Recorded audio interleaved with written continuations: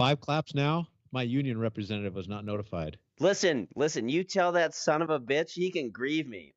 And then the grievance comes and like, listen, I didn't mean any of it. Like I didn't mean any of it. That's how life goes. I got an Ethernet cable wired into the back of this bad boy, and the good people over at Xfinity, and by the good people, I mean the only people that'll service my apartment, are providing the finest internet service $70 a month can provide. Thank you, Oh, people. $75 for Xfinity? Jeez, that's. I know it's the terabyte. I hate those guys. The terabyte speed. They're like, we got you Peacock Plus, and I was just like, I am never entering anything into Peacock Plus in my life. I got YouTube Premium. That's all my autistic adult brain can handle. Like I need to learn more facts about the Cold War, and damn if I'm gonna listen to commercials while I do it. So that's how YouTube I feel. Premium.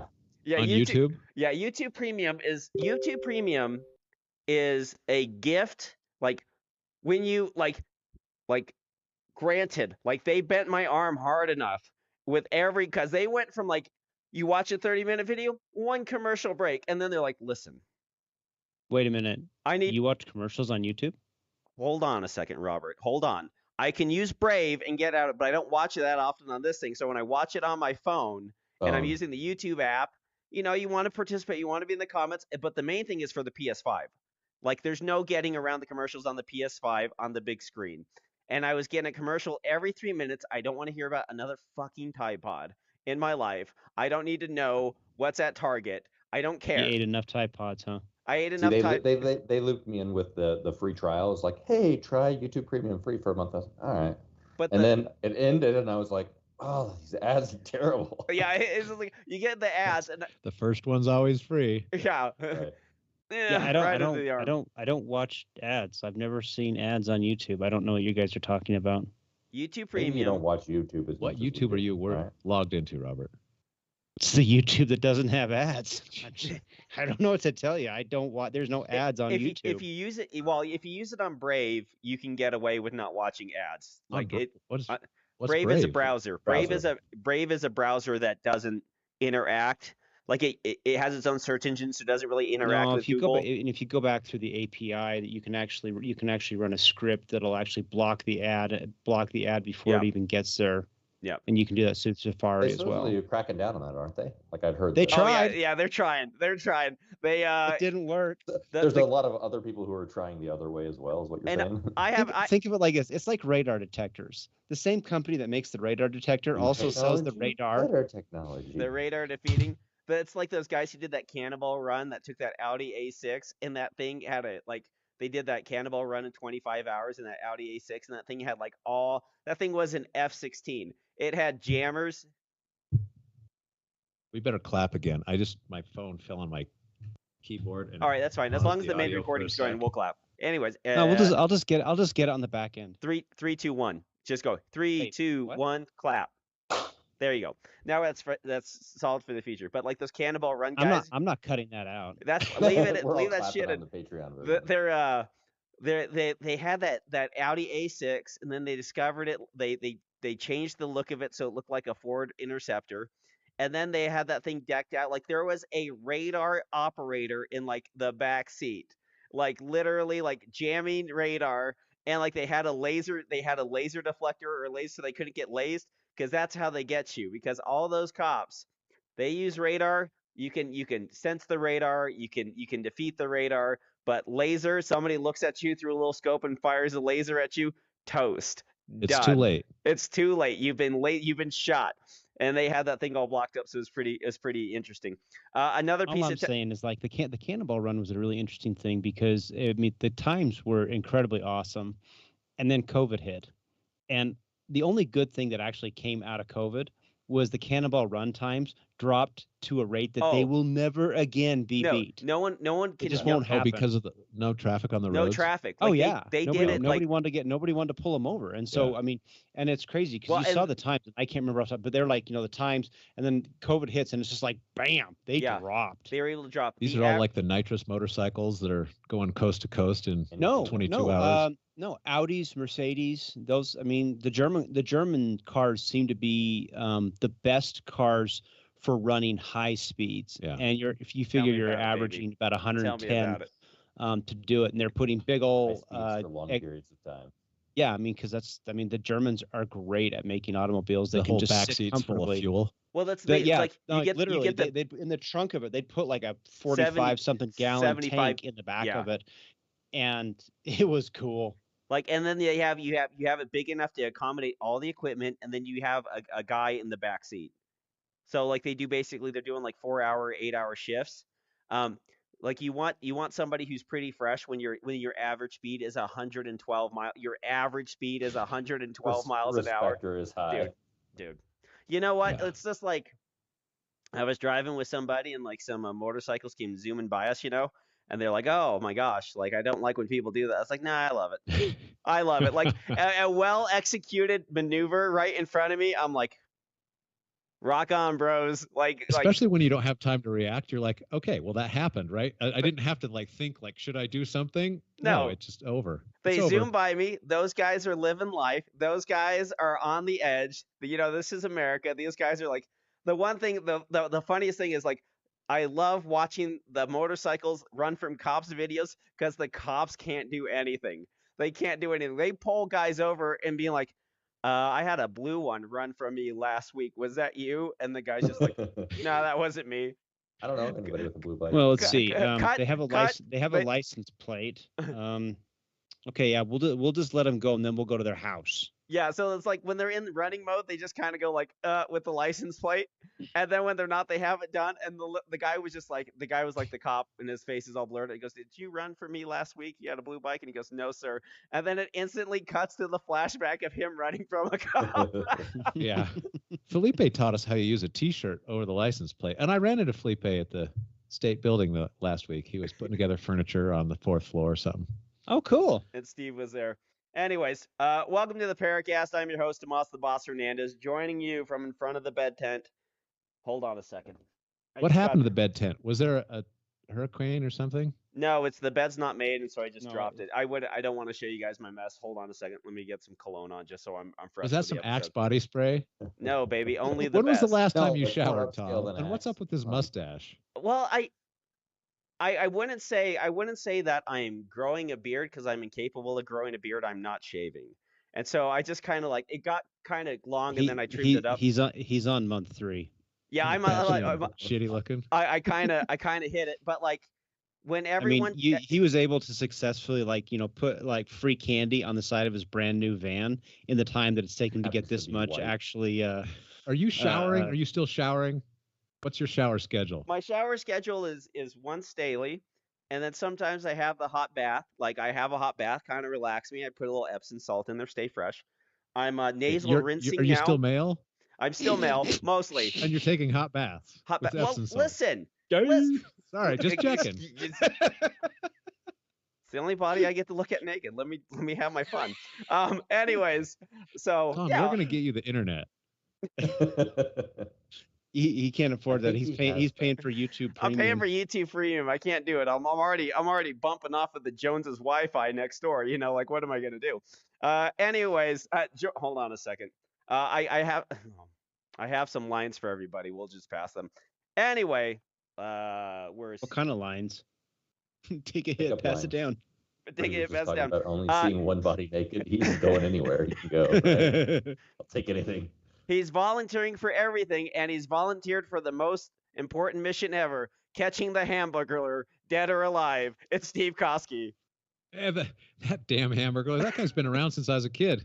The How can nobody 1960s. lock that guy up? We're going after the Hamburger, the Zodiac Killer, and Bigfoot. Bigfoot and DB Cooper. Like we have a tip. They might all be the same man. And the urinal is no place for a big beef and cheddar, exclaimed Robert Wyatt. I told that homeless guy to get his shit out of my bathroom. What the hell? And he also makes his kids participate in his one-star Bob Marley tribute band. He's jamming. It's Kevin Isaac.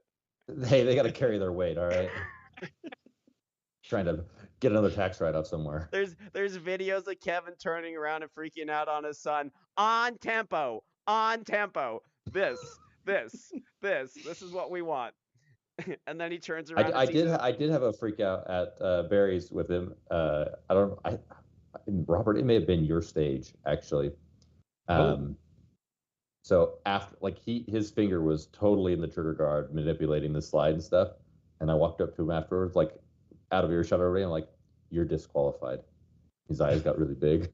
Like, "Your finger's in the trigger guard. Don't do it again." Yeah. He's like, "Okay." And instead, when you tell somebody who has their finger on the trigger while they're manipulating, and you go, "Hey, just to let you know, don't do that," they go, "Okay, thanks." And it's just like, ooh.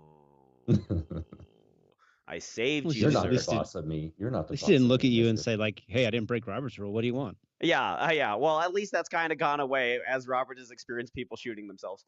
Anyways. Yeah. It wasn't Robert, was it? Robert rules fine. Robert's still fine. Rules intact. For a second there, I kind of wondered. I came up with a new invention for practice score. It's called practice score. It's called adjust your camera score. It's called Where's My Shit on practice score. And what it does is you log into it on the app, and then you log into another competitor's, and then what it tells you is when you walk by them, it sends you an alert telling you to get your shit from them. Because I just realized that I've been carrying around Robert's 45 ACP conversion kit in the back of my Jetta for 3 weeks now, and I was just like, I was around Robert that entire freaking handgun match, and I was like, I actually thought about that today. There's something. I was like, "Ah, crap." There's something. Yeah. We're just busy. It's the thought We're that just counts, busy. right? At least you got it most of the way there, just not quite all over the line. It's been sitting there, ready to go. Other things that are sitting there ready to go. This little P2000. So I finally got the $10 magazine release on there. I installed for the first time in a long time a pair of Dawson sights, and where does the battery go? I know. Well, I haven't been nervous about putting on sights, and then I kind of set them out, and I was just like, "Okay, we remember how to do this, right? Like we've done this a million times. We're okay." And then you're just like, you start setting the things up. It's like, you're gonna mar the shit out of this, Thomas. Get some tape on that. No, not that punch. Get the other punch. And then like you kind of like set it up, and like you get the soft jaws and get the slide all taped up. And then like I taped off the rear sights, and then I was just like, okay, let's not F up a front sight. And then like, so I was like careful, and then like I set it up, and I like tapped it in, and it went in beautifully, and then the rear sight went in beautifully. I set the set screw, and I was just like, oh, I can still do this. This is a talent. I have this done. Everybody gets lucky every now and then. Everybody gets lucky. Here is the wonderful thing about the fine engineers at HK.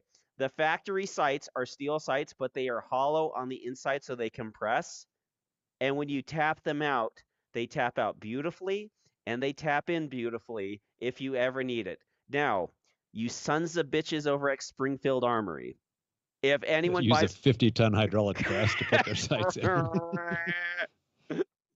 Literally, if you want to have a good time, you'll find some 10-year-old, 15-year-old videos on YouTube about how to remove XD sights.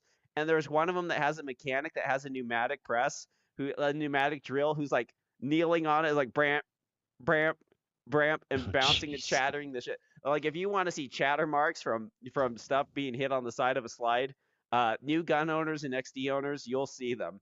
And if they did that to the Echelon, bad on them. But anyways, it's made somewhere else. This has got the name on it. It's just got the name. Wait, what does Springfield make nowadays that doesn't just have their name on it? The Prodigy is made by somebody else, right? Is it made in Turkey as well? The Echelon is made in Turkey. The HS, the Hellion, their most rifle. Popular Hellion, right? That's not made there. That's so not what made do they there. make anymore? Anything? M14s that no one buys. M1As.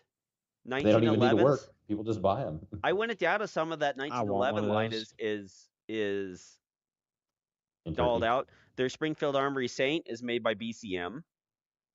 See? So they don't even make anything anymore. So well, they're outsourcing like crazy. Inside this little P2000 is a Grey Guns control arm, and it reduces the weight a little bit. But what it does is the reset makes this reset super short on this guy. And I don't care about the reset. It was the double action pull that was like abysmally horrible. Listen, dude, I'm not wrong. You know exactly what I'm talking about. It was terrible. Robert, it feels this comment for like 2 weeks from now. He'll be on board with you. He'll Shut complain up! about it. Shut then. up! Shut up! Let's see. Maybe he might have a Springfield then. It's a perfectly wonderful double Statistically, he action would. trigger. It's a perfectly wonderful double action trigger as long as you don't pull another double action trigger. Hang on, right? Like I could go in the closet. Perfectly I could wonderful double action trigger. Tom. As long as you have nothing to compare it to. as long as you have / nothing. And so I put one in the LEM gun, and yeah, it has very, very super short reset. Very, very nice. Like it's almost like my Beretta single action brakes on them, which is nice. Now, is the double action as nice as the Beretta double action? No. If you play around with my PX4 double actions and my Is the 92 double action as good as the high point?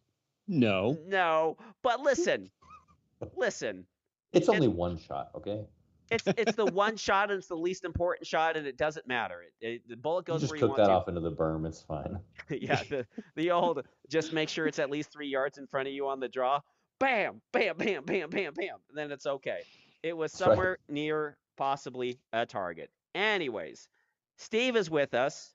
Steve has a hat with a tag on it. Find that Yes, on YouTube. I brought my Mount Kilimanjaro hat because in November I'm going to go hike Mount Kilimanjaro, followed by 6 days of sights, animal seeing in Tanzania. Wow, And I've that'd been be fun. listening to podcasts and whatnot about going to Tanzania because like there's not a lot of modern. So there was this one winter when I read all of Blake Huff's hunting books. They're all about hunting like 100, 150 years ago in Africa. Yeah. Tons of crazy, really fun stories. But like, that's not Steve really joined some much of a poaching thing forums. anymore. Dear dark web, poachingforums.com. Yeah. And so one of the things I learned is so some of the game preserves in Tanzania, you go and there's game everywhere because they haven't been hunted for 50, 80 years. Yeah. And so the game's not really even afraid of people. But there's other places where they still are hunted and they're like gone. Like there's just no game. Yeah. You can find them from time to time, but they stay 300-400 yards away and Yeah. they're really wary of people. I thought this was interesting. So No, that's my story with my goofy hat. Well, and the it. volunteering, Steve. People don't know what you've been up to in your spare time nowadays. Did that get out? Who made that public? I didn't make anything public. People were asking what you were up to, and I was just like, he's volunteering a lot. Somebody ran into him like at the science center or whatever, and I was just like, yeah. Oh yeah, It's not the Clark Planetarium. Clark Planetarium. Yeah, I go over there a couple times a week for a few hours and tell them to close the refrigerator and shut the door and turn off the lights. No, they don't want my input on any of those issues. But yeah, us volunteers, we hang around. We've been doing some experiments with the pendulum because the pendulum at the latitude that Salt Lake City is supposed to do a rotation in about 37 hours. But it's doing rotations in about 32 hours, which is quite a bit different from 37. And so we've been confirming that and trying to figure out why. There's there's a retired PhD there that did like product testing with Apple and. That's actually straightforward. companies. I can tell you exactly what's happening. It's that little 5-year-old kid that keeps throwing shit at it. So that's been kind of a fun little thing as we've been doing tests with the pendulum and screwing around. That's freaking awesome. I drive blood around for the Red Cross every couple of Fridays. I pick up a shift, go drive blood to 4 or 5 hospitals, and Steve walks in. Blood for sale. Blood for sale. I got a box of blood. Where do you want your blood? So you're saying you're secretly a vampire? You got to get your fix once a week. Exactly. He's got the straw out of his mouth. This one's fresh. This one's good. Tested. It's not poison. Nah. We're taking that one back. That's not the I got past 12 boxes of blood in the back of his van. Kidneys for sale. Kidneys for sale. That's freaking awesome. Any shooting lately? Not much, no. So I found something. I'll send you the link to it. I still cannot find the link for the Gen 5, but the 17L has hit the streets. The more No Gen way. 3 17Ls, and I saw a cop with a Gen 5 17L MOS. What the? Yeah. He drew the gun in about 37 seconds because it took so long to clear the holster. Yeah. So when When I find one, I'll send you the link to it. I was like, Steve needs a 17L. He does not have a This is 17L. the He needs one. 17 grip with the 5-inch slide or longer than 6-inch 5? barrel. 6-inch 6-inch barrel. This is the one that only is basically open or limited available. I think LO doesn't have a box, right? You could put it in the LO if you put a dot on it. I think so, yeah. Yeah, so you have a 9mm with like a 6.2-inch barrel, and so it is. What's the real benefit there nowadays? There isn't one. Well, Like, yeah, I like get the little sight longer rating, sight so I radius guess since if we you're all doing still use iron. our sights. Right, Yeah, that's what I'm saying, yeah. though. I've got a red dot. Does it matter? The You radius probably is get this another far, right? 50 Like, feet per second. You get another Yeah. 25 feet per second if you're trying to bring down elephants with your so you're saying 9mm. I could use a little less powder? I mean, if you're shooting an LO, you probably could use a little less powder. So what are you going to get? Like over a Glock 19, you get like 50 feet per second per inch. So like you get like 100 feet more velocity than a Glock 19. Like, I don't know. It's freaking cool. The problem is every time you try and clear a wall, you bang the barrel up on the wall trying to clear it. It's the one that has the folding stock. That's the one for the flux. It's For pistol that's you- whipping. I mean, it's a much better pistol whipper than a 19. So you This can is actually true. you can actually put the bayonet on it and not cut yourself. The 17L for when the 17L for when shit gets real and there's no such thing as concealed carry anymore. Robert, What I do? I didn't have a match, but I decided to actually go through and try and clean out my basement again. let's find I out found a what bunch of- Robert found. Bullets, primers, shadow twos. I think last time I mean I listened to the show a lot. And I know I'm not on all the time, but I think I've heard you say you've cleaned up a lot. I just don't. I don't know. Yeah. At some point, I think you'd get done. I can tell Cleaned it's up means clean. he just went on a little exploration. I don't think anything really got cleaned up. He just started puttering around. I was thinking It's it's like- probably like it's my like- teenager, right? Like, do I need to come check your room, Robert? Well, here, let It's me the- explain it's- something. hold on a second, My hold on a second. personality. It's the Lewis and Clark thing. Like Lewis and Clark didn't go everywhere west of the Mississippi. They just kind of found a path. And so your cleaning up is not so much cleaning up the entire western United States. It's just kind of like, I found a path to something. Look what I discovered. There's some people here. They have primers and powder. I turned out I bought it. Who knew? There's a thing in the ADHD world called doom piles, which is to say, I just start throwing shit in piles, and then I forget about it. That's why he loves playing Apparently Fallout. for years. I mean, this ADHD sounds like a great excuse. Oh, I'm totally down with it. Anytime I need to get away with something. I can't help My it. sister's Oh, like, I got ADHD. You could go get tested too. I'm like, no, I don't want to get tested for all this shit that I probably have. Why do I want to get yeah, tested why for do I that? want to? Like, Exactly. Do you Why think I want ruin like your 4 life? more diagnoses? well, like the one thing too, it's like, are the bills paid? Yes. Do people hate me? No. Okay, Well, let's not just everybody. it's just like Robert. It's just like Robert's a successful architect. Like, like do not tell him anything else that's wrong. Like, he's I fine. think we need to drug him. At That's what I think. At this point, any diagnosis for me is a reason for me not to do things. I could food prep on Sunday, but turns out I'm hemophobic. What if I cut myself? What if I cut myself on the knife? I can't do that. Any excuse you can take. Any excuse I can take. It's better not to know a lot of these things. Yeah, it's best not to know. Mostly plugged All I'm arteries. saying Don't need it. is 16,115 grain bullets later, I have a lot of a 9mm full metal jacket. You've not I loaded see those no all up, problem. have you?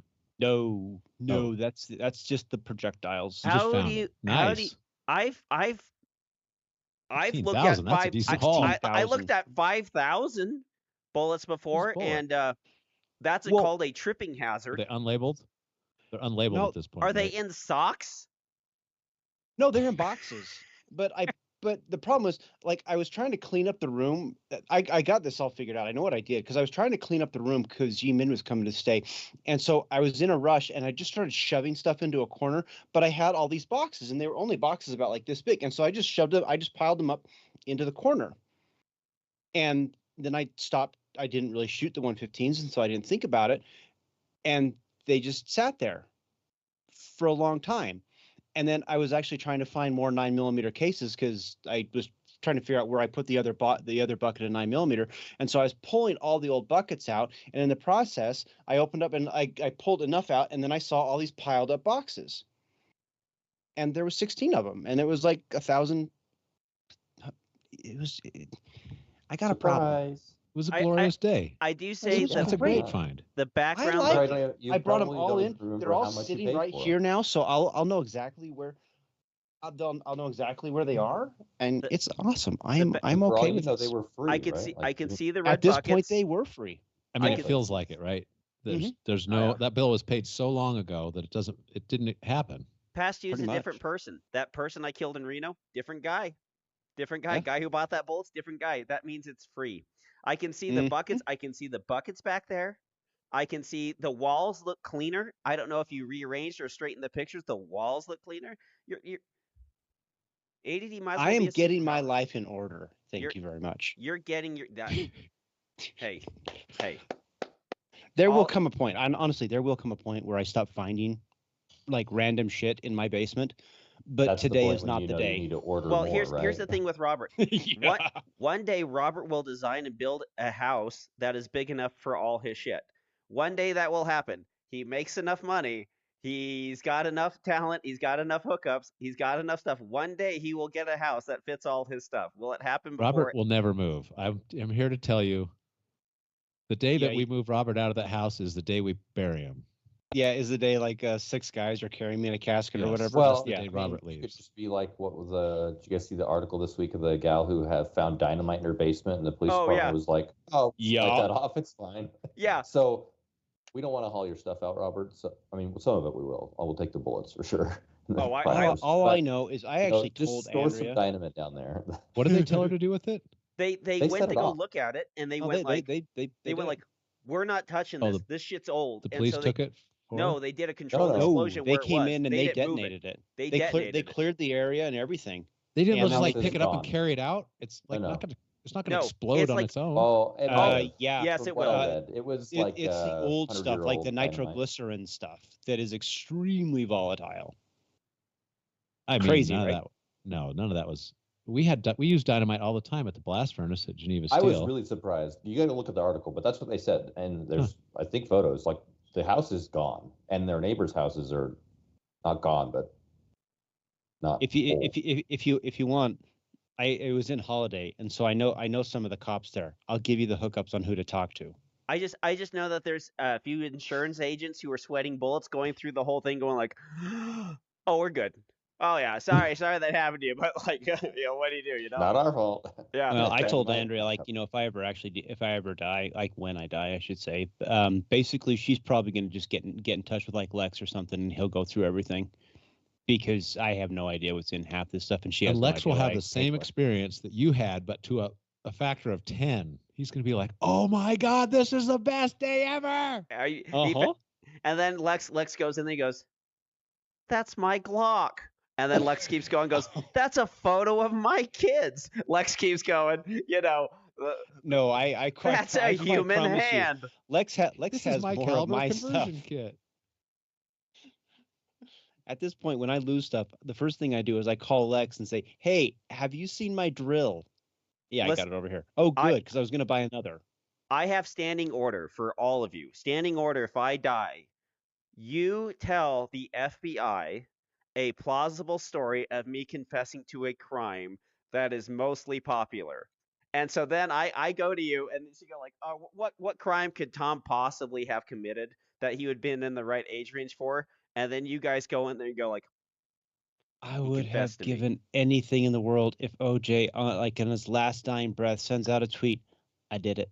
I did. It would have been the best. It would have been something that would have gone down in history. Oh my gosh, it would have been best." I almost there was this book that this guy spent like 5 years writing, and his actual theory is that OJ's son killed them, and OJ was covering up for it. And it's apparently pretty good. And I was sitting there, I was bored, as us truck drivers are wont to do at 7 p.m. going like, "Man, I'm really tired. I want to listen to something. I want to get into something." And I'm just like, maybe. Kevin, what'd you do? No, well, practice this week, but I was fighting for democracy, not the bug smashing kind, but I did. I was a state delegate for the Republican Party convention. That's cool. Fun. How does that go? It went like a nightmare. So it was at the Salt Palace. Is it really? Yeah. Well, I mean, this is the first time I've ever done it, right? And I got there. So I left my house at 6 a.m. with the other delegates from up here.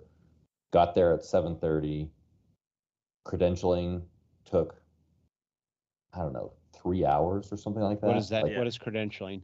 show them your ID to prove who you are, right? Because you're on the list as a delegate, you have to prove who you are, and so to get your thing. And so that took 3 hours. Well, that made us start 2 hours late, right? Like per their schedule, and then all the elections, like, so Volunteerism, all everybody. right? So like all of the Senate people, right? They all get to give a 4-minute speech, and then you vote. Well, you know, you have to have a certain threshold. If somebody gets 60%, it's over. That person goes, and they're on the primary or the ballot, pending Yeah. who's all there. Well, if there's 9 people and every vote takes 30 minutes, and every vote you get rid of one person. That sounds like a really long day. I got home at 1 a.m. Oh my gosh. What do you get for being a delegate? Oh, it's probably the Not same your constellation. Saturday. Wow. It's probably Not the your same. Saturday. It's probably the same thing as being a shop steward. Every once in a while, you get a call while you're sleeping or doing something fun or important, and then people tell you about their problems. You give them a solution, and they go, "No, thanks. I just want to tell. Well, can you solve my problem? No, thank you. No, I mean, thank you. I think that there's a lot of benefit to it. There's some structural things that I just think they should have done differently. I don't know, but here's the thing. So the Salt Palace, there's 4,000 delegates there, right? Like literally 4,000 people. There's like one coffee shop that's open part of the day, covering our event and the U.S. fencing event.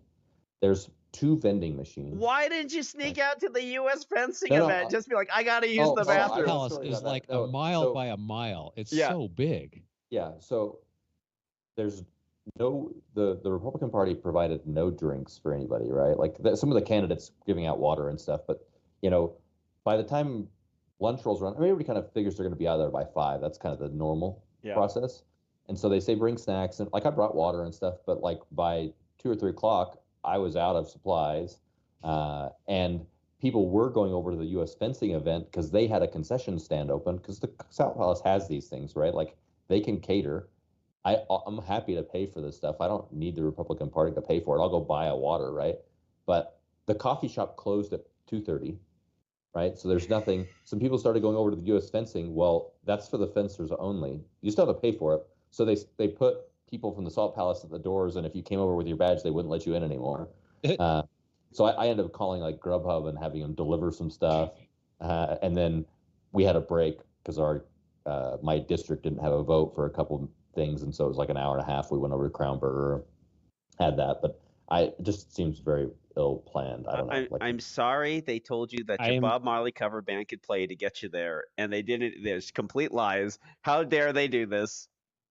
I am, for one, am genuinely shocked that anything related to the government is poorly planned. I didn't see that come. I guess. Did anything eventful come out of it? Cox got booed. Wait, there you go. Yeah. So it's not very popular with the more active members of the Republic. Well, I would tell you what, if you want to prevent being booed while you're in public office, you better be showing up with the right effing belt. Head on over to dominatedefense.com. Use promo code PARA10 to get 10% off your order. Get the finest competition belt, the Mach 1 speed belt. Jason is sending me a brand new concealment belt that he's been working on, so we'll try that and debut that here soon. So check out all that fantastic product. Dominate Defense, best belts in the industry, ratcheting device, all-day comfort. Use promo code PARA10, save 10%. Also, check out Rune Tactical. You can get a +1 for more fun in your carry optics gun. Why? Because we need to be able to shoot more and reload less. That's what makes you fast. So get that 24 +1. Some people, maybe even 25, but definitely 23 +1 in whatever gun you're packing around. Check out Rune Tactical. Use promo code PARA10, save 10% off. And W74 guide rods. Get a little more. Buy some guide rods, would you, please? Like, you could use the same promo code. Got them all. Those are so heavy, Kevin. I need one for a Shadow 2. Can you Listen, can you I'll make them for help the me out Shadow 2, all Oh, right? so you're not very good. I'll make it for that. Never mind. Robert, you don't need more weight in your Shadow 2. How do we boot this guy? Yeah. So why don't you make them for the most like listen, if there's people who want to put more weight in the gun, we all know what gun they shoot currently. The How much weight can a tungsten guide rod add? So in most is like 2.5 ounces. Whoa. So it's significant in like the Canic. So in the Canic, it's about that. Some guns it's a lot less, right? Like the P10F, it's maybe an ounce, but you get the ability to swap springs too, right? Like going to uncaptured, so you can change spring weights. That's a big part of it. Big reason I don't make one for the Shadow is manufacturing is a lot more complex for it. It has, getting the weight balance right. You got to do a lot of extra grinding on it. And there are a few of them grinding out there tungsten already. is not really fun, right? Exactly. And the weight balance in the Shadow 2 is already pretty forward heavy, and so just not as. I mean, people do want to add it, but it's not on my top list to make right now. So. You have Can you to give add us a it feel because for when the you price put range? So I basically all my guide rods are the same price. So you pay about $89. Some include a spring, so you pay a little more. Like all my P10F, I include the kind of recommended spring for it. Other ones it's extra, but I have a few options that you can order, depending what your spring weight is. So Make us What are the your springs best from seller? you or from other aftermarket makers? Rune Tactical is most of my springs actually. So he Okay. he makes springs specific for the Canic. I don't know if he's released these yet, but he has springs for the PDP. He's got Glock springs now.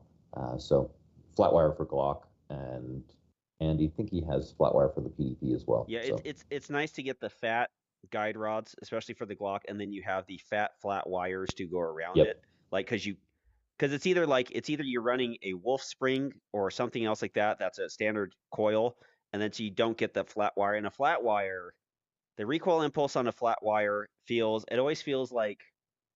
it feels like for like a 13 pound, it feels kind of like almost like you get a 15-pound return. Like you get a much more positive return with a lighter recoil spring when you have a flat wire. And so flat wires are freaking, that is the jam. A 17L guide rod.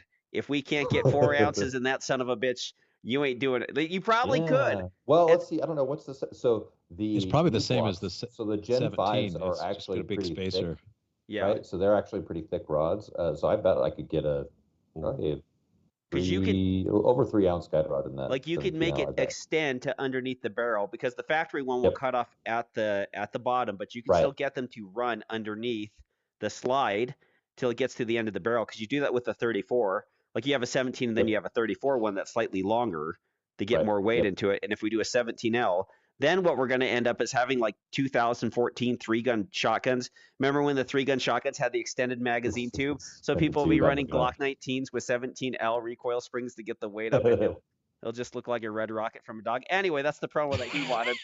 Check him out, W74. Use promo code PARA10. You can also head over to the messaging app Telegram, search PARAcast, join the conversation, ask us questions. We'll do our best to answer them. Robert. From our good friend Dirk Hopkins. Can Robert come to my house and find bullets? Yes. Yes, I can. That How sounds really timely. close to him asking you to deliver bullets to his house. He didn't Well, specify how he wanted them, though. It's called the to be dryer. fair, It's called the I've dryer. actually You want to bought find bullets, bullets they're in the from dryer. Dirk, so I've taken bullets out of his house. Dirk, you So- have to have a basement where basically you can't maneuver. Like once you're in the basement, you're Yeah. not sure if you can get out in Yeah. under a half hour. There's If it feels like a fire trap and a fire hazard, then Robert can probably find good. something there. there's a training video online. Just search on YouTube the word hoarders, and it'll show you how to deal with all different types of hobbies. Newspapers, food collection is pretty neat. You just never throw any food out, and then you can get that. What is that? Pickles from 1986. Still good. Botulism, maybe. It's a pickle, right? It's what's going to go wrong with a vinegar. pickle? It's fine. I only know that some You pickle try it things can go first. wrong from Cormac McCarthy in the book The Road because they find some pickled peppers and they have to test them to make sure that they don't get botulism from them because they don't know if they were sealed, opened, or whatever like that. So That's what makes your skin really smooth, right? Botulism. oh yeah, like when you're just like, hey, I ain't got my game anymore. I'm 32 years old. I would like to look 26. What would you like? Let's put some botulism right under my eyes and in my lips. We'll be fine, but we'll call it Botox. Perfect. Seems safe. That seems interesting. Moving on from Alex Mansfield. Has Robert found the dead body in the basement yet? No. No, I deliberately actually get those out of the house. Sorry, we gotta cut this. The correct answer is what body? What body? What? Well, I was watching First of all, lower your voice. I found one thing. I forgot what it was. A guy said like he found a mummy in like his grandfather's house, and then they like pulled it out, and they thought it was like a mummy from like the 18th century, and then they had to like do scans on it and stuff like that, and what it was is like it was they ended up His opening grandpa. they ended up opening up, and it was I can't remember the exact thing. So it was either a fake body with a real head from a missing person, or a fake head with a real body. Yeah. Yeah, somebody got murked in like 1920, and they was like, "What's very popular right now? Buying mummies. Buying mummies is popular. I'll pretend I have a mummy." And they did that, wrapped it up, and they found it Sold in it. like 2016. No, he kept it up in his attic, so they found it in 2016. What's a So, mummy? so if anyone go up there, he just, "Oh, I bought a mummy off of somebody. Here it is," and they're like, "Wow. That looks like a real mummy." And then they close it up. And then once his like grandson inherited the house and found it, it's like, "What is this?" And then they scanned it, and they thought it was real for a long time. And then they thought it had an arrowhead in it. And then they were like, "Oh, this person died by an arrow," or something like that, right? And that turned out like the arrowhead was, it was a real body fake head, because it was a plastic arrow from like a toy arrow or something like that from then. And then, but the body was real. I mean, who got the head? Right? Like, wow. Normally they come together. That's my experience in my 41 years of life, is the bodies and the heads normally come together. And when So they what don't percentage of crime do you think they actually find? Right? Like, solve, we see crime statistics. Is that half the crime? well, the one All thing I'm saying is that I have learned that if nobody talks, everybody walks. nobody, as Bob Marley said, nobody, no crime. I'm pretty sure that's how it went. I had The bank robberies, the FBI told me they solve about 70% of those. So if you want to do a crime and get away with it, don't do bank robbery. Do something else. in 1994, when those two guys robbed that North Hollywood bank, the solving rate on bank robberies was 25%. And LA had, I think, 500 bank robberies a month at that one They point. should have just gone after the surfers, because that's actually who was robbing all the banks. In the documentary Point Break. Uh-huh. But no, I was just like, holy hell. Like, basically, like, unless, like, there's a lot of innocent people that went to prison, but unless you were like covered, like literally caught red-handed, one of the best excuses ever. Now think about this. This is a 4D chess. Wasn't me. Now, if you just stuck to "wasn't me" for a long time, it was 50-50 if they tried to like prosecute you for it, or they just didn't solve the crime. So like when there's a big pile of blood on the floors, it's like, well, somebody better clean that up before the homeowner gets here, instead of it actually being evidence. There you All go. I'm saying is that in interactions with law enforcement, shut up. Don't say Don't nothing. say anything. There's enough YouTube videos where the detective, like, he's like, "Yeah, I had nothing. I just started talking to the guy and he confessed." I'm Yeah. like, "You idiot." My favorite thing is when you watch those interviews, is like something that really gets people is the guy will just go, "You believe in God?" And then the like person will start sitting there and be like, oh man, and then they'll just start telling everything, and it's just like, what's going on? Guilt is eating me alive, right? I wish Why I did had you that not power. get your lawyer? And then there's the other ones where people are like, "I'm not handing you my ID. Why did you pull me over? I'm not handing you ID." Then they get pulled out of the car, they get handcuffed, they get pushed up, and then Tased. the supervisor comes out and he starts unlocking the handcuffs. He's like, "I want the body cam. You'll get the body cam." Lawsuit won. So know the rules, everybody. Everyone know the rules. Robert. Yeah. From our good friend, Mr. Adam Reiser, 10 years ago, it seemed that nearly every tactical shooter thought the competition would get you killed in the streets. Now it seems like most think it's a good thing and understand the obvious benefits. When do you feel the switch happened, and what makes you think caused it? Or am I mistaken that there has even been a switch? Who do we know that are tactical shooters? I think everybody. Well, we know law is- enforcement. I mean, law enforcement. I mean, by their that's a tactical shooter, Law right? enforcement, SWAT teams, Yeah. I Fed mean, what LEOs. I Well, mean, and what the Maybe changed? security, not that that's tactical, right? But security maybe. I think I think getting a lot of the high level competition shooters into some of the teams. I mean, look at Jared Stepp. I mean, he comes out, he shoots competition, and as time has been slowly marching on, he's kind of like climbed up the ranks, and his skill has like kind of like it's percolated through the departments and everything like that. And people are like, yeah, this guy's actually good. Maybe we should listen to him.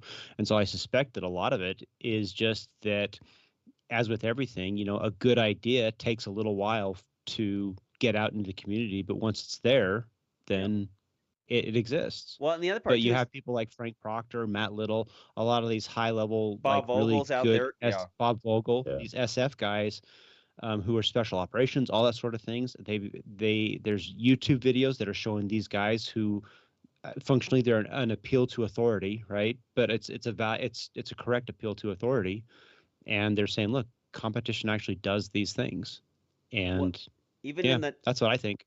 the non-tactical shooters who have a YouTube presence, the stuff that people are showing with their abilities to do with a handgun is like drawing and shooting 6 shots in a second and hitting stuff. Like Yeah. there's no application where that does not hold true. Like you Well, I see have to say, it's like Ben Steger. I mean, you have to give credit where it's due. I mean, he's actually gone through and he's actually shown that like shooting is shooting. And I mean, there you have all these people that were kind of like falling back on this, my tactics and kilt in the streets kind of crap. But Steger's like shooting, and I'm going to show you how to shoot. And the stuff that you're teaching is stupid, and here's why it's stupid. Yep. And Well, and if Steger's you look actually at, really like, good in showing that. I don't remember where I heard this being talked about, but if you think about most of your tactical kind of people, it tends to be, like past SF guys that are training it. Well, if you're going to those guys for handgun training, they're usually not using a handgun, right? They have their Right. rifle, right? So maybe they're great for rifle, and I'm sure some of them Absolutely. are better Yeah. for pistol now, right? But who's putting the most rounds downrange and looking at efficiency of pistol shooting? It's competition guys, right? Yep. So that you go where the expertise is, and if you want pistol, then it's probably a competition guy. Well, the funny thing Wasn't is the argument Go ahead, wasn't Steve. the argument always that competition shooting is just you will draw and you will shoot, but that's like 20% of what you need to be able to do. There's all this other decision making Yeah. that will keep you from needing to draw and shoot, or help you enter a situation in the dominant position that you're never going to learn. Sure, yeah. At a I mean, match. but it's like narrowing down the skill, right? Like, what do you want to train? Well, do you want to be great at pistol shooting and hopefully you never use it, or then Well- you can still go train, de-escalation, right? Like those are skills that you can train as well. Well, the one Well, thing that's and it's the other thing that you think about, Steve, where I mean, if you know that you are proficient with a handgun, and you know what you can do, you can draw the gun, get this hit at this speed, at this time, and this distance, then you can just put that aside, because you know that you have that skill. That skill has functionally been mastered, if you will, which means that you can then go and draw all of your other energy into learning all the like the de-escalation tactics and things like that. And they like Joe Rogan was talking to a guy on one of his podcasts where they were talking about like there's a guy who's a mixed martial arts guy, and the guys who really know what it is about like actually street fighting and how to do this stuff, they're the last guys who try and get into the fights because they know what they can do. And they know how effective they can actually be. Well, and they can think about something else, and that's the late James Yeager, put it not a competition shooter guy, but put it in the most articulate way possible, which was competition shooting gets you used to thinking with a gun in your hand. And that's the one deal. It's like it's like anything else, like you start driving tractor trailers for the first time. It's like you are thinking about every maneuver possible as you go through it. It's just like it's not like I'm going to drive here to go here. It's like I'm going to take this turn and I'm going to ease out this far and I'm going to make sure that the trailer's behind me and I'm going to single over here and then I'm going to watch this thing. And once you get kind of used to it, you're just like, all right, well, we're going to Salt Lake. And then you get on and then you start driving. But like the acclimation to being good with the handgun, that is like you have to be good with the weapon. And that's why you see a lot of those guys who are coming out of the FS background, like you guys were saying, like with rifles, and they've adopted the timer and then advertising on social media, on Instagram and YouTube, and using their timers to show that stuff off. because they even see that the guys who are the fastest and the most proficient get the most views. And the crazy thing is nowadays is like you have to be fast and proficient and be honest by showing the hits to get a following. Because people who do not do that do not have a following anymore of people taking them legitimately for advice. Like the old ways of like hiding behind not shooting in a class or doing anything like that, like we would see like in the 2010s and the 2000s, like that's gone. Like no one's going to do it. Like people want to see you shoot, and people demand a certain level of like what would have been like the coolest thing in 2012 that you've ever seen in your life. That is the standard at which you will have to shoot to like get people in a class or to follow you on any type of social media. It's a pretty cool feeling, as you're training and getting your skills honed. I just remember this a couple of years ago that I ran a stage, and like this was like fifth stage of the day or something. Like I was zoned, like I was dialed in, right? And I shot it, I got done, and somebody asked me like, "What happened?" And I'm like, "I don't remember what you're talking about." And he's like, "Oh, didn't you have a malfunction?" And I was like, "Did I? I don't remember having a malfunction." And I looked at the video and I had something, but it was like just instinct fixed, and I kept shooting, right? And I like none of that was cognitive, right? Like it was just done, and that was a cool feeling, right? Like you're like, oh, practice does make sense. Yeah, right? Sometimes I remember Steve shooting like a long time ago, and he shot, and like he didn't even like pull the trigger again. Like he felt like the slide come back weird, and he just cleared it and shot again. Like, and I was just like, there you go. Like that's thinking with a gun in your hand. Like it's just having everything automated.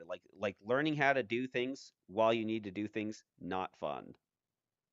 From a civilian perspective, I mean, just competition shooters, like we spend all this time shooting competitions, practicing the skills that you need in a competition. And like every so often you take a class that actually has that's not a competition class. And I feel like my actual like not competition, like confronting someone skills are almost zero. Like I hope that never happens because I'm a competition shooter. I don't really know how to de-escalate. Steve to clear a house or de-escalate. Like those skills are just kind of not anything I've ever been trained in very much. Steve is the anti-active shooter sniper. He's just like, I'm not going to confront, just going to stay back here and just lob rounds in long range like an F-14 firing Phoenix missiles. Like when I tell him stop trying to negotiate with it, we're just going to lob Phoenixes. Send them. This homeless lady spent the night. This homeless lady spent the night on our porch a couple weeks ago, and Robin's like, "Go out there and confront him." It's this lady, and I'm like, "Why do we have these guns if you're not going to go out there with them?" Like, that's not how it works, Robin. Steve, can you go murder somebody, please? Like she's a homeless lady. I really don't think showing up with a Glock 17 is going to help the situation. I like how it wasn't like, oh, blind kit, you could go this place, or like the hose. It was Robin pulls out the 500. Robin gets the 500 Smith & Wesson Magnum. It's just like, well, at least shoot it in the air. What are you talking about?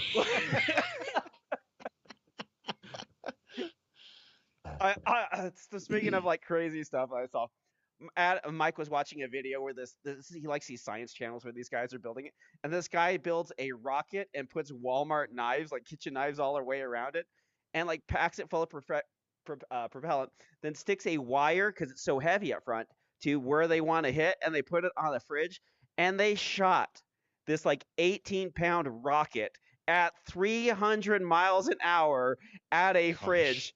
And you know what it looked like? A freaking anti-tank missile. And it was just like the power in which you can like what you can do with stuff is just like we're missing. We think a 500 Smith and 500 Smith and Wesson Magnums. Like this is like some hot shit. And then you watch a 22-year-old make a tow missile, a civilian tow missile, and you're just like, holy hell. They even watched one where the guys made like a 6-foot radius bear trap, and they used like Jeep Grand Cherokee springs to compress the bear trap, and then they took a ballistic dummy, and everyone's standing the F back because this thing's got like 5,000 pounds of like spring tension on these two jaws. They put a ballistic dummy in the middle. They used a hydraulic press to press the thing down. Then they step back and they're like lobbing bricks on the trap to get the trap to set off because no one's gonna go up there and set it off. It snapped. It cut the ballistic dummy in half, like clean cut, just went voop in half, and it was just like I would even if it was unset, I would not stand in the middle of that thing. Like I'm not a superstitious Jeez. man, but anytime you're around that, you're just like I'm not. Like I only got 40 years left if I'm lucky. Like I'm not wasting it watching this thing go off. It's holy cow. There's a YouTube channel. It's called Tech Ingredients. And I think he's in Canada, but he's just like a nerd, right? Like Yeah. he's an older guy, but he makes everything, right? Like acoustic denial of like devices, the ones that the SWAT uses and points at people they can shoot like 100 yards. He shows you how to make it, right? Like he makes one. He's Where's on a this government channel? list. Tech Ingredients. So he teaches you how to make rockets. Like he'll have like a 4-part series. Here's how you make the propellant. Here's how you make a nozzle. Here's the tubing. Yeah. And it's very science oriented, right? But he's got to be on a list somewhere, right? Like, Well, check that's what what this guy's doing. That's what these guys were. These guys were making rockets, and they were talking about their love of making rockets as kids. And they're like making their, my parents would buy me these rockets. So like, I get how to do it, and they like welding it and everything, like, and they're just doing it for fun. This is like, we're gonna make these rockets, and they're just like, okay, how do we keep it safe? And so they like get a place that has like 5 miles behind them where there's nothing in case they lose it. And like their 8th rocket, they shoot the wire comes off the front of their target, and you just see the rocket go, and they're just like. Just leaves the screen. Oops. Let's pretend that one didn't happen. The Air Force base is firing a Patriot missile at it, And then they had another one that came loose and it hit a tree, like 15 feet up the tree. And it was just like, gosh dang. But then you look at like what common stuff, like whoever decided like, wait a second, we're going to take this object. If we just build the pressure in it and direct the pressure, watch what would happen. And it's just so crazy what people are doing. I watched a guy make a whip. He's in Spain. He made a whip and he's just like, I want like a devastating whip. And so he made a chain whip with like a wire cable crack on the end of it. And then there was this other guy we watched who kind of did something, but he put like a blade on the end of it. And then was just like whipping it with crack. And then that freaking blade went through and just like zipped like a bunch of Coke cans. And you're just like, goodness, great. He goes, and then he was like, dude, my arm is trash. Like you try to crack an 18-pound whip, but it doesn't, like it barely even moves. And then, the crack will happen because the momentum stays current no matter the length of the thing. So the crack is at the end. And you just like, and you just like, I'm happy it's mostly civilized right now with like electronics or whatever. But like some of these death devices these kids on YouTube are making, you're just like, oh my gosh, do not ever do like this generation. If the EMP hits, like we're doomed. We're doomed. You're gonna get your leg snapped off by a Jeep Grand Cherokee spring kit, a bear trap, just a viscera. Like it's gonna like Tommy, they're gonna have bear traps for tanks. So that's what's gonna happen. Tommy's just hoping the EMP happens because then it'll finally justify why he put those Dawson sights on that gun. Listen, it's a beautiful gun. It's got elegant lines. All right, I love it. Next question. You and the Germans.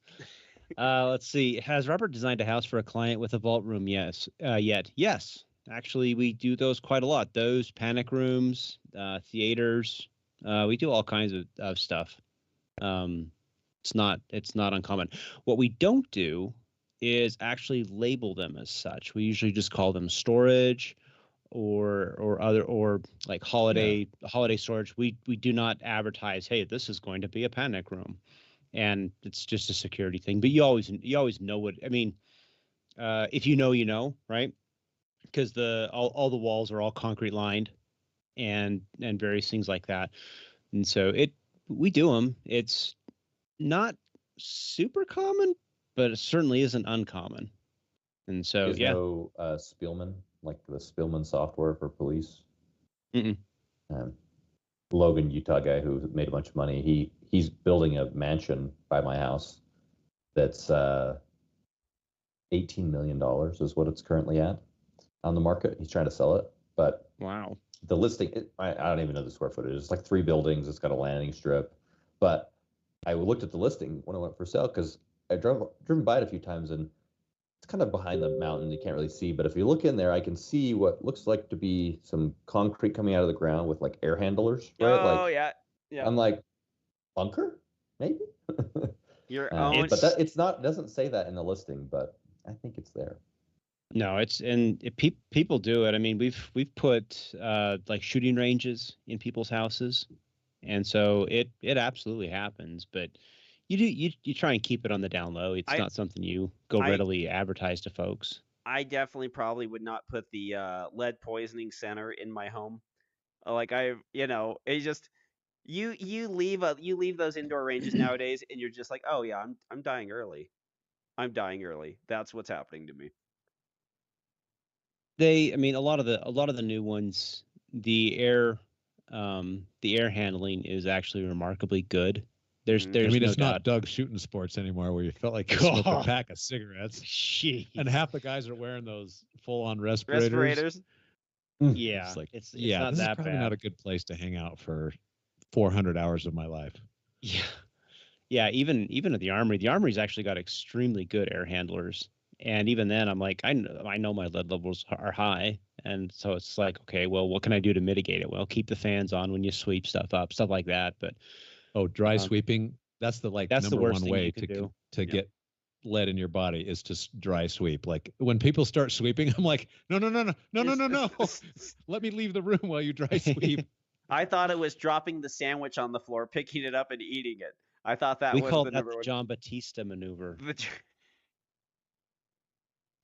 Mark Terry was on the Gun Dudes like a long time ago, and he was talking about his lead levels, and and he's just like, oh yeah, I was just loading like lead bullets and eating sandwiches and drinking Coke, so my wife would bring me to, and it's like, holy crap.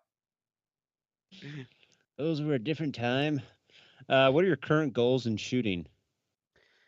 So I went and I ordered a brand new set of dry fire targets. I went to the your old ones were worn out or what? I had these old IDPA, and like they're like Robert has a set he can mail you for free. I have to use your scissors. Yeah. I had Hey, those were a damn good deal. Thank you very much. I'll even laminate them for you. I still use them. It was like $10. I was like, whatever. It's like something like I'm so getting stuff in between us is like, I don't know, like there's harder things, that there's a lot easier things to do. So I just spent the $10 and I bought some of these double alpha brass nuts. And I was like, I'll probably volunteer for some more matches. Like, I'm gonna get these actual like brass nets to pick up people's brass. Oh, nets, not nuts. Brass nuts. Brass nuts. You said brass nuts. Did anyone else hear brass nuts? I just want to feel. I want to feel the weight. I just want to feel the weight. He just wants to feel what it's like to actually have balls again. God damn. At least 2. So anyways, so I got these nets, these 8x8 nets, the layout. Damn it! Now all I can hear is nuts. See, every time he says it. All right, whatever. I'm gonna try to start practicing some more, but like those are my goals. Like I would like to make am and carry optics finally. Like I'm close enough that I could do it. I'm very happy. I see Kevin shoot like a GM run on the classifier, and I watch my run, and I'm just like he practices. Like all it takes is like 3 hours a week, Thomas. Like you could do it. You could do it. You could stop being jealous. And then I just tell people, he hits his kids. That's the only way I can get back. That's the only way I can get back. As they hug him and love him, and he gives them free ammo. I was like, oh well, Free ammo, they pay for that somehow. We're jamming. My goal this year is I'd like to win a level 2 in my division, right? Like not overall, because that's unreasonable. Hey, I'm working stats at Utah State. I can make that happen. Give you major power factor, would you? I'll just DQ everybody ahead of you. So, I mean, like, you probably could have done that at Barry's. The gun kind of gave you some fits. Yep. Is there any thoughts of moving away from the fantastic Canic blaster to something? Pulling a Frank shoe and going to an alien? DWX. So I'm going to go to Carry Optics Nationals. So Carry 1, Carry Optics Nationals, and then I'm going to switch, unless something comes up, to shoot Limited Optics. So I'll do Utah State. I'm currently set for Red Rock Crown Bowl. I don't remember what else I've got. I think that's it. So we'll see. Cool. Canic was running great there for a year and a half. You didn't really seem to have it, and then you just ran It into seems the like issues. it's running great now, right? So I've since like New Springs, I've got over 1,000 rounds downrange in practice since that with no malfunctions. Yeah. So doesn't matter the ammo I fed it. Speaking of which, I bought some ammo, incorporated ammo. This was, I don't know, a while back. It was on Deep Dark sale at Sportsman's or something like that. And Did you find it in your that basement too? stuff is dirty, Oh yeah. dirty ammo. Like not like it shoots dirty, but the outside of the cases, I swear, are covered in dirt. And this is like new stuff that's never been. It's been in my closet, right? Like I don't understand how Wow. dirty it is. I mean, unless you're shooting like blazer brass now, when you go for like the cheaper ammo, like people like, well, they can reload ammo better than you. It's like you want to bet? Like the stuff you see nowadays that actually has a brand name your grandparents will recognize, that is absolute horseshit. It like you used to be able to walk into Walmart and buy Remington UMC and like it would run, and now it's like you buy the same stuff and you're just like, what is this stuff? What is this? Like turn any gun into a high point. Remington UMC. Like it's just like it's dog crap. Bottom of the barrel, right? But it's cheap. Cheapish. I still got to send like a mental message to me back in 2006. Buy 50,000 rounds of 45 ACP while it's $40 per 250. Can you go do that for me? Past me. I did that, and then I forgot about him, and now I'm Have you finding found them. it yet? Yay for me! Yay, Robert. Actually, the funny thing is, I actually legitimately have like two 30 cal ammo cans filled with 45, because one day I just decided to load it all up, and then I stuck it in the middle room, and it's just sat there. Which is why whenever I come out in the wintertime and I shoot my 45 at PCC, I'm just shooting stuff that I loaded 7 years ago. Nice. And so it's not a bad way to go, which is why I haven't needed the 45 conversion kit until recently, Tommy. Well, I'll tell you So what. we're doing good. I'll trade you a 45 conversion kit for one of those things of 45. Fair trade. Your stuff for your stuff. Both of them make me Half a happy. bucket of loaded ammo. Yeah, I just need a bucket of loaded 45 ACP. It sounds fair to me. What's It the street sounds value really, of really 5 fair. gallons of loaded 45 ACP? I think you could get a house. Not in Utah, Arizona, or Wyoming. You get a car. You could definitely get a car. All I'm saying is I have a sweet gig going on, because for some reason people have this stupid idea that a 45 ACP case should be large pistol primer. I don't know why. They're all retarded. But because of their retardation, they give me all of the small pistol 45. The small pistol's the best. So, it's the best. It's the best. You buy one primer to rule them all, and it's awesome. You don't and have I love to. it. You don't have to. You don't have to switch the primer elevator thing on the 650 like you keep it on the small. It centers better. I mean, and the one thing about the 45 ACP large pistol primers is a lot of them aren't as concaved as a small pistol primer, so they kind of get rough on the edges. But like the cup of the primer on the small pistol primers are always just a little bit bent in, so they like form into the pocket, and then like they go in right, and it's just like, this is heaven. And here's the other thing, and this is the really cool thing.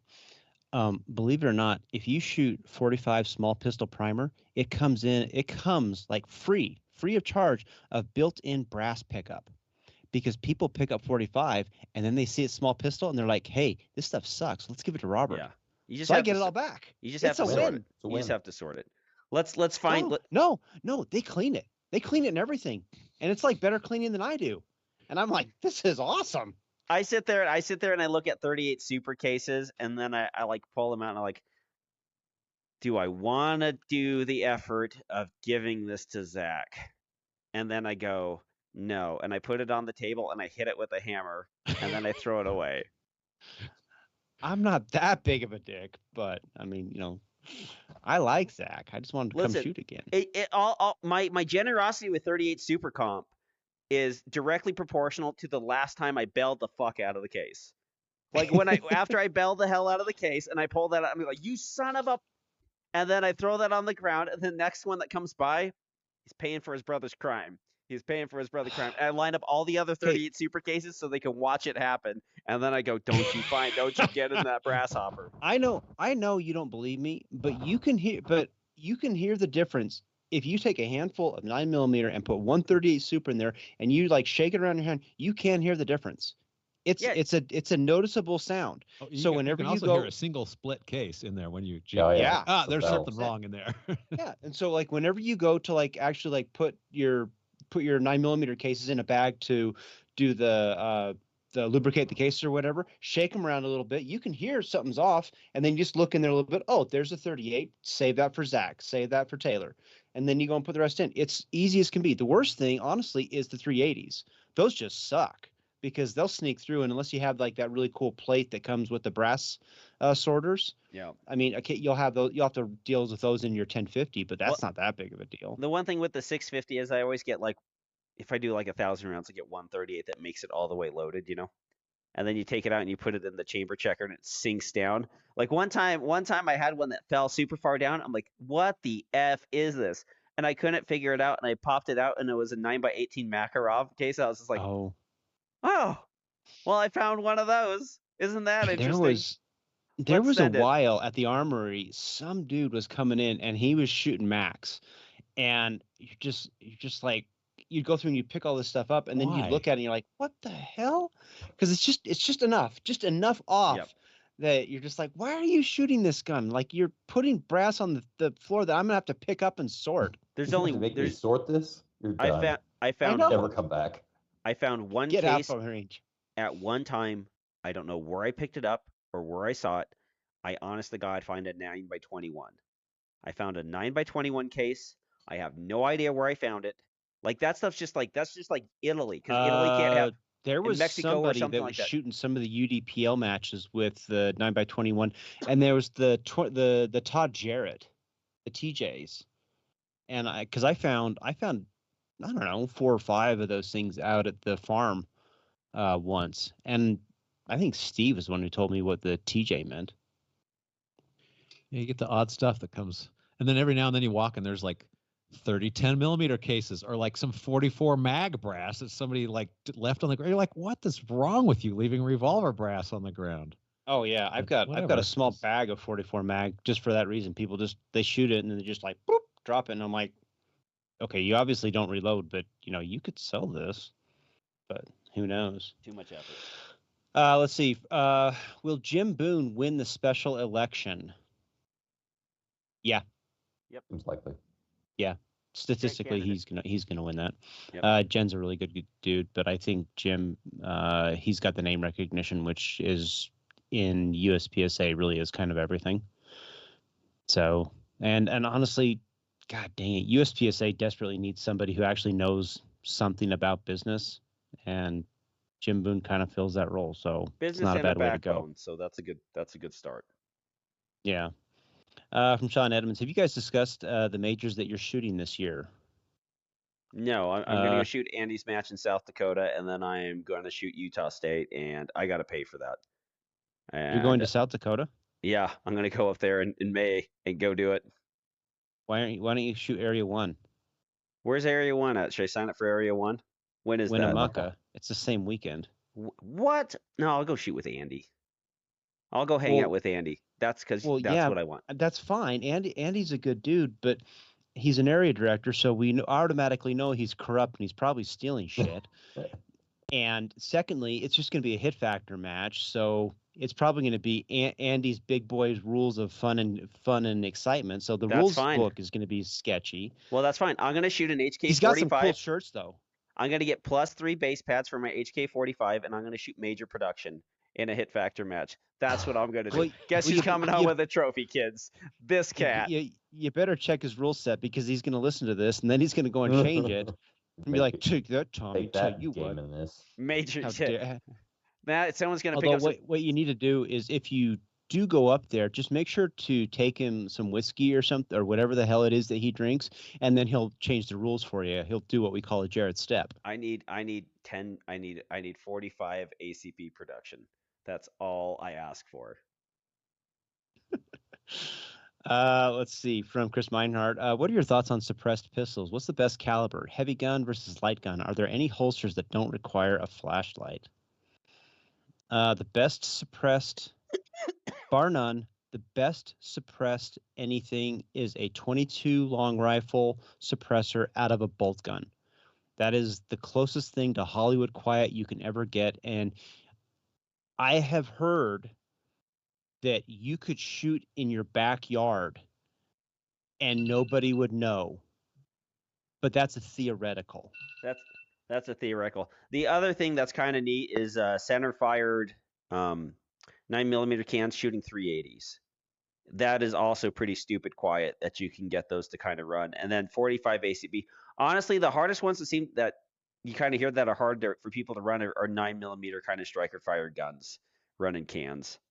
And so hammer fired guns. Really? Why? Timing and lockup. Mine run great. I'm not saying that guns don't run great, but if you're going to have, if everything's going to be said, things that kind of just hold together a lot and which are good for heavy suppressor use or hammered fired guns, P226s, Berettas, HKs. Oh, you're saying CZs. Okay. You're saying that the hammer fired gun is better than a striker fire. Better than a striker, and there's another thing. There's not a lot of on a striker fire gun. There's a lot of holes and seals that kind of come on the back of that thing, so gas blowback on a hammer fire gun generally seems to be a little bit less. But nothing as far as center fired quiet guns can beat a naturally subsonic round like 380 or 45 ACP. And yeah, the problem is the 45 is still stupidly loud. Yep. I mean, 22 is actually the only thing that I will shoot without hearing protection of some sort. What's wrong with the 147 grain 9mm?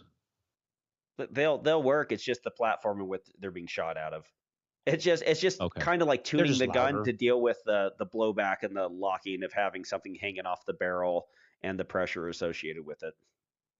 So I mean, it's like outside of a 22 long rifle, all the other, they all work, right? You can shoot a 223, a 223, a 9mm 45. You can shoot them without ears on, and it will be fine. It is hearing safe, but my ears ring a little bit. And I'm like, okay, well, if they're going to ring and I have my hearing protection anyway, I'm just going to put them on. But the 22, no, it doesn't care. It's just going to work. And I like it. I think it's the best suppressed round out there. And I just think it's awesome. But I shoot my MP5 is awesome suppressed. That's absolutely fun. It's just because you look cool shooting it. You do kind of. Well, it does have a vibe. There's a vibe to it. There's no doubt about that. There's a guy that you can send your AP5 or MP5s. I think it's like, I forgot the name of it. James Williamson on on Instagram set his MP5 in, and they did a full MP5 SD custom with the integral B&T suppressor, the handguard. So like the full kit, baby, the full thing. And so you're literally taking like in an MP5 SD5. Is vented enough that it'll take a supersonic 115 grain supersonic, and it'll downgrade it. It'll retard it so it'll be less than 1050 by the time it exits the muzzle. Like that thing, like man, I always like thank you. Like if there's one thing big government's for, it's great government contracts. Like it's just like we need something that we can stitch people up in and makes no sound. Have we got the engineers for you, sir? And like the SOCOM pistol, and like the one thing that's like what you get out of like suppressed handguns is like what they would call like sentry dispatchers, like back in Vietnam and World War II. Like that's where you get like the well rod and all these other kind of like 45 ACP bulk. Like one of the guns that they used to make, I forgot what it was called, but it was like an integrally suppressed 45 ACP. It took 1911 magazines, and it was a bolt action kind of like sniper rifle, and it was meant to by the OSS to dispatch sentries. And so like they kind of went through and it was plugged with wipes, and same with the well rod pistol, the 32, 38, it was plugged with wipes. So, the bullet would fly through the wipes, and like the accuracy wasn't that great. And then you get into Vietnam where they have like the 22 hush puppies and all that stuff like that. And then you get into like the SOCOM programs for their 45 ACPs with big old B&T cans. And it's pretty interesting. But the one thing out of all these government contracts that you never see is 9mm as a baseline for what they're trying to use. It's true, I guess. Like 22 and like 45, and like I watched a video on that 45 thing, and like the drop on it's like pretty substantial because it's plowing through wipes and everything else like that. But it's like it's quiet enough that you wouldn't be like, we're being shot at. And then like, What's you its know, purpose? The that's bullet its drop doesn't purpose. matter when it's touching your skin. And you know, you have a and like those 22 Smith and Wesson hush puppies that like they wouldn't cycle, so you'd fire them. They'd be really quiet too, and then you could hand cycle them, and it would load the next. But like, you know, when people are trying to drop people at 25, 30 yards with something, they generally prefer the good old American 45 ACP. Now, when somebody's back's turned, 22 will get the job done. I think one of the coolest things about, suppressors is that you can, they're really good for teaching new shooters because it does a good job of eliminating a lot of that concussive loudness. Yes. And so it's easier for them just to kind of get the fundamentals down. It's same with putting a dot on it, right? If the blowback is decent on the handgun you have, it's very good. Like sometimes, like my son shot a suppressed handgun and he got the first pop blowback, and it's just like he's just like, it feels like grease hitting my face, and I was just like, yeah, you got to get used to it. Like, well, you know, it's like, you know, all of us, you know, we're frying bacon with our shirt off. Really good for that. Yeah, believe it or not, the bread is actually really, really good for solving that. And for some reason, the ATF is clearing suppressors at like a super fast speed right now, like 2 weeks. That's because the guy in charge of that division, he actually apparently, as I understand the story, and just take this all with a grain of salt, but as I understand the story, he owns suppressors, and he had gone through the hassle of trying to get a suppressor from the ATF, and he's like, okay, that's it, kids, everybody out of the pool, Dad's here, we're gonna fix this. This is bullshit that it's taking this long. It needs to be solved, and it sounds like that's exactly what they did. Well, it's very hard now because the mail service is all plugged up with, you know, the stamps getting out there and having to send it. Oh no, they have it instantly electronically. Yeah. Weird. Yeah, and so it's great. I mean, the funny thing about it is that now you have the exact opposite problem where the manufacturers can't produce the cans fast enough because basically, yeah, I mean, you're waiting for them to catch up. So good problem, bad problem, right? Yeah, I'll take this problem over the other one. And the only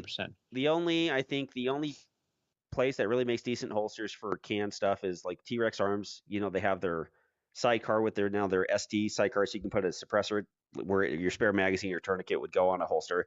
And then they make the Ragnarok XD, but it needs the flashlight, and then it has a thing at the front of it that you mold to the front of your suppressor, so the suppressor would hold into it, and then it works like a pretty good holster. But suppressed handguns, I would think a race gun holster would actually work pretty well. It could work pretty decently well if you could do it, yeah, as long as it has enough clearance for the muzzle and the suppressor to get it. Yeah. And that's the other thing, because a lot of them use the muzzle to kind of set in.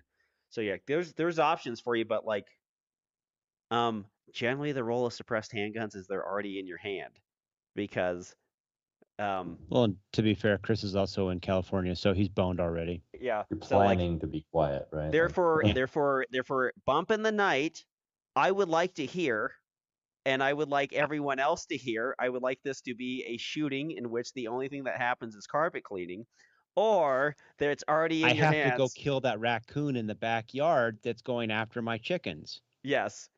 Theoretically. Outside of city limits. Outside, yes, far outside of city limits. That's it. All right. That's all of them. Thanks for downloading, listening, and subscribing. We appreciate all you guys do for us, and we'll continue to make this show for you until, well, I guess we're like the only thing that's stopping us now is death. Until the EMP. Until the EMP, and then we'll send you guys the newsletter. So we'll put it up in the town square. Someone can take a picture of it and mail it to you. And then so until that happens, for Steve Koski, Robert Wyatt, and Kevin Isaac, I'm Tom Nelson, bidding you peace, love, and soul as we depart into the open waters of the Sea of Life on a little tugboat we like to call the PARAcast. Hasta la vista, baby. Damn it, Steve's back, and so I had to actually wait for a second. Kevin, you got to say goodbye. I said toodles. All right. Must have been over top of somebody. Fine. Everyone's leaving. Everyone's happy. Good night, everybody.